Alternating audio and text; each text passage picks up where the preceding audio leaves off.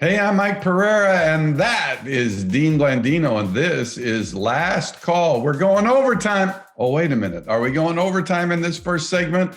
I guess that's what we ought to talk about, the end of the Bills-Kansas City game. Kansas City goes down, scores on the first possession of overtime, and it is over. One of the greatest playoff games in the history of the NFL ends with a lot of chatter, Dean. Lots of chatter about should both teams have gotten possession. Our man Greg Olson says if you're still arguing in a game like that, it's not in the best interest of everyone that Mahomes and Allen get the ball in overtime. I don't know what to tell you. Dean, what do we do here? I'm just surprised that our executive producer Damu didn't have a Skip Bayless tweet. That surprises me. But anyway. What are we going to do with overtime? Everybody's up in arms. What an amazing weekend of games. And what a great game to finish it off with Buffalo and Kansas City. And look, I get it. Everybody wanted to see Josh Allen get the ball back and see if they could go down and score a touchdown. Here's the deal with overtime. And we've been through this. This is not something that will be new on the competition committee's agenda. It's talked about every year. There have been major changes with overtime. You think about back in 2010, we made a change for postseason only. Used to be, right? Overtime, you win the toss, you go down, you kick a field goal, game over. Everybody was up in arms about that. The toss was really instrumental. Made the change, you had to score a touchdown. Kickoff was moved up to the 35, led to more touchbacks. Worse starting field position for the offense, so that had to change. Then in 2012, regular season, you got to score a touchdown to win on the first possession. And then in 2017, 10-minute overtime in regular season. And when I look at the overtime numbers in the current rule from 2017 to 2021, here are the numbers: 69 overtime games, 5 ties. Of the games that weren't ties, so we're talking about the 64 games. In 56, both teams had the ball, right? 35, it was the team winning the toss that won the game. So roughly 50% of the time. And there were only 13 times, 19% of the time, where the team winning the toss went down and scored a touchdown on the opening possession. So the numbers, look, we can all point to this game, but the numbers don't tell you that we need to make a change. And when I think about overtime, NFL overtime, it adheres to a couple of guiding principles, right? You need to decide a winner, right? Obviously in postseason, you got to decide a winner. You have to think about, okay, sudden death. The NFL overtime, unlike college, can end at any time on any play. You can't leave your seat. The game could end at any time. College, it doesn't end on any play. It gets to a certain point where it could, but in NFL overtime, any play, anytime, game could end, and it maintains all 3 phases. This is the ultimate team game: offense, defense, special teams. Everybody's talking about Josh Allen not getting the ball. Well, how about Buffalo's defense and their all-pro safeties and their number 1 ranked defense having the ability to get on the field and stop Patrick Mahomes in Kansas City? So I don't think we need to make major changes to the rule. If we want to get rid of the coin toss, this is something that I've talked to Joel Bussard about. You know Joel, who's a mentor for both of us. Joel's recommendation: get rid of the coin toss, give it to the home team in the postseason, let the visiting team have the opening toss. The home team gets it in overtime. You've earned that right. And then maybe we won't be complaining about a coin toss. But I like NFL overtime. I don't think it needs to change. Well, I agree with all your stats, and we know now that all of the talk is based on emotion. I mean, that's where we are right now. And once you get to the competition committee, the emotion is basically worn out and stats do win out. And this is not the first time this has happened. Let's go back to Super Bowl 51. I mean, Super Bowl 51, Atlanta was leading the Patriots, and then the Patriots came back and tied it. And what did the Patriots do? They went on the first possession and scored a touchdown. So there was emotion after that one too. So, but I think I've had enough. I mean, I think I've had enough. Look at overtime has changed overtime, as you so eloquently stated. And I think we can point out the fact that once we get in the playoffs, it changes again because the format of overtime changes once we get to the playoffs. It's not 1 10-minute period. It's basically, as John Hussey said, which was interesting, he said, we're going to start a new game. And that's what you do when you get into the playoffs. You start a new game. So it's not specifically one period. Each team gets 3 timeouts. They get 2 timeouts in a regular season overtime period. I think I'm done with it. I think I'm ready for both teams to have possession of the ball.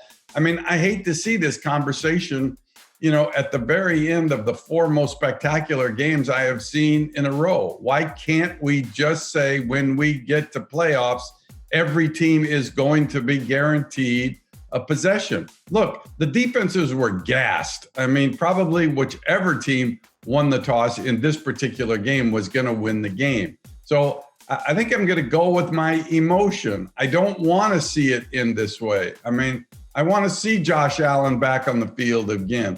And eventually it will get to sudden death. It's sudden death whether you make a play or don't make a play if you go beyond that one possession. So I think the fans deserve it. I mean, I think the players deserve it. And yep, I was right along with you when I say all 3 phases, or when we talk about all 3 phases of the game. Defense is a big phase. You can stop them. But what's the advantage of the coin toss? When's the last time we saw a team that won the coin toss defer in the overtime period? It doesn't happen now. So there is a marked influence whether or not the stats bear it out. But I want both teams. I mean, I'm gonna give up my old position where I was along with you. I just think it's fair to everyone, and I think it's fair to the fans. And, we're not just talking about the fans that were watching on television, the fans that were at the game. It was remarkable. So I'm flipping Dean, which I've done before. My emotion takes me. When that game ended, I was sitting in this chair watching that game, and it deflated me a little bit that it was over. I mean, and then it deflated me even more that I didn't get the chance to see Buffalo, have a chance to answer that touchdown like they get the answer to the field goal. Well, I think you make excellent points. Now, listen, I scored a touchdown with my opening comments. You scored a touchdown with your comments. Well, guess what? I want my chance to respond now, right? And this is, where does it end? Are we going to Kansas City scores a touchdown. Buffalo then scores a touchdown. Now Kansas City gets the ball, and guess what? They can win the game on a field goal. If they kick a field goal, we're still complaining that Josh Allen didn't get the ball back. Where does it end? And we have to understand, and you know this, Mike, when it comes to rules changes, what's the number one consideration? The number one consideration whenever the NFL is going to change a rule, what is it? Well, it's player safety. Player safety. And we've changed rules to reduce the number of snaps that tired players have to play in addition to 60 minutes of football. And we can't lose sight of that. I'm not going to sit here and say I'm going to die on this hill.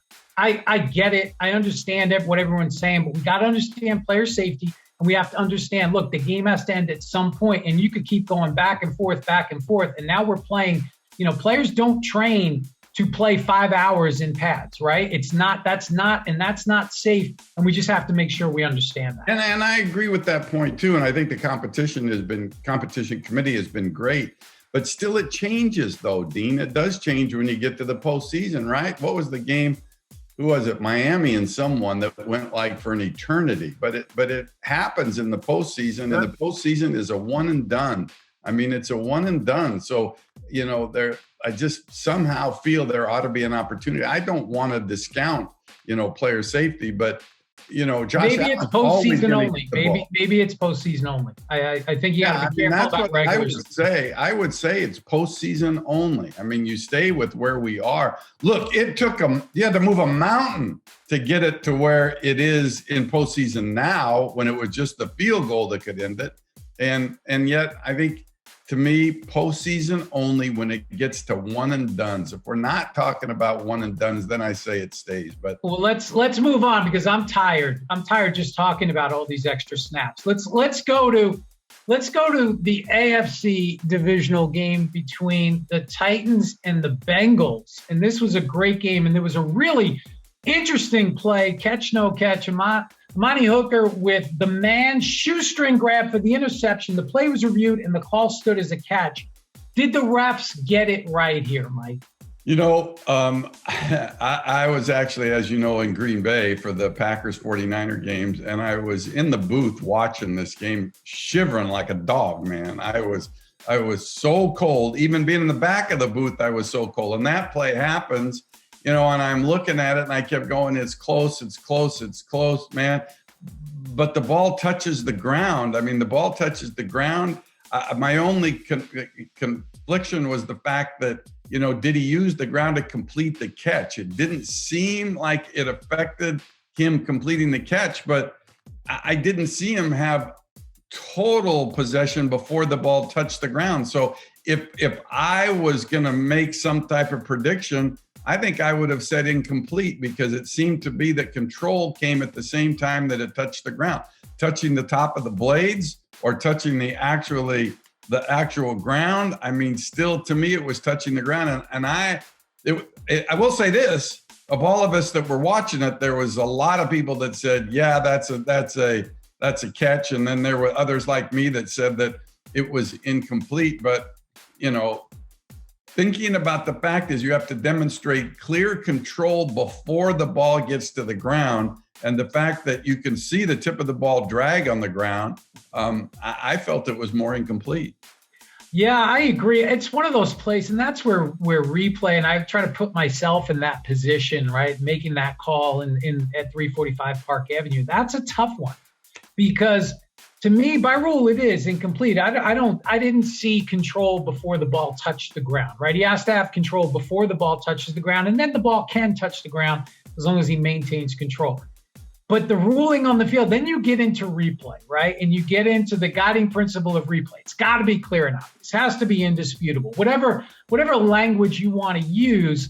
And that's a play where you could see people going either way. So if it's one of those that can go either way, then you go back to the ruling on the field, and the ruling on the field was a catch for an interception. So I get it from a looking at it and a technical aspect of, yes, the ball hit the ground before, at least in yours and my opinion. But is that really clear and obvious to where that's going to stand in terms of in front of a room of 100 people, or the bar that you always go to with the 50 people in the bar? It's probably not going to be 50-0 on a play like that. So if that's the case, then I think the replay philosophy has to be the guiding light there, and you go with stands, whatever the ruling on the field is. But I do agree that it's probably more incomplete than complete. Yeah, and again, it's kind of, replay has entered the world of judgment. We all know that. And we know that judgment, the call on the field, that's a judgment call replaced by another judgment call by another human being. But that at least does involve facts. I mean, it does involve the ball touching the ground at the same time the possession is gained. But we'll have that discussion. But probably forever. But you are right. Those 50 guys in a bar probably would be 25-25. But I would have reversed it to incomplete. But let's go to Brandon Aiyuk's catch and fumble in my game. Ruled on the field that it was a catch and a fumble, and then it was reversed in replay to an incomplete pass. What are your thoughts? Yeah, and David Ficillo, I'm not sure I understand his tweet. Is the NFL catch rule like superstar traveling in the NBA? I know they allow, at least the perception is I think they allow traveling just in general, not just superstars. But to me, this was clearly incomplete. I think under the new rule, it's become more of a replay rule. It's become more of a counting steps rule. And again, the old rule wasn't perfect, but I think in the old rule, this would have been ruled incomplete on the field initially. And it probably wouldn't even have gone to review. But to me, Aiyuk gets control. The ball comes out as he's taking his second step. He doesn't have time to perform an act common to the game. I thought this was clearly incomplete. Love to see these ruled incomplete on the field when it's out that quickly, the bang, bang play. But that's why you have replay, and they correctly overturned it. But to me, this one wasn't really that close. I like this as incomplete. Yeah, and I did too. And it was interesting to be there because I knew they were going to come to me. And one thing that the producer, Richie Zion, said, okay, you're going to talk about it. Do you want me to run it at full speed? And I said, absolutely, run it at full speed. And I wish that we would do this more often. look, we have gotten so far away from how we used to officiate the play, and that's what concerns me. You know, going back to my day, it was when in doubt, the pass is incomplete, and almost now it seems to be when in doubt, the pass is complete, because you're focusing on control and 2 feet.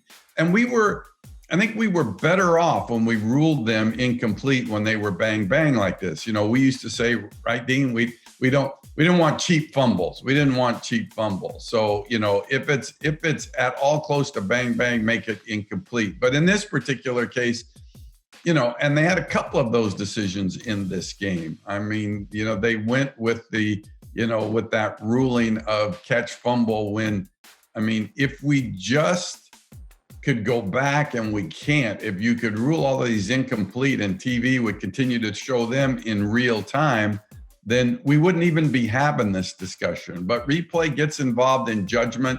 And anytime replay gets involved with judgment, then I think you somehow sway the officials into calling it into such a way that, okay, if we rule this a catch and a fumble, then if it actually is, we won't be calling back any advance. And you lean toward replay when you're making the decision.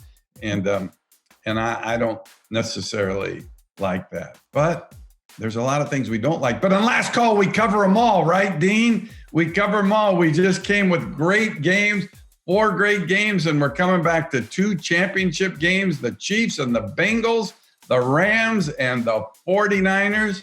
And Last Call will be at it again, but I'll be calling in from Mexico. For the best stories, easy to find scores, and comprehensive team pages, plus access to every live Fox Sports game and exclusive bonus cameras, download the all-new Fox Sports app now.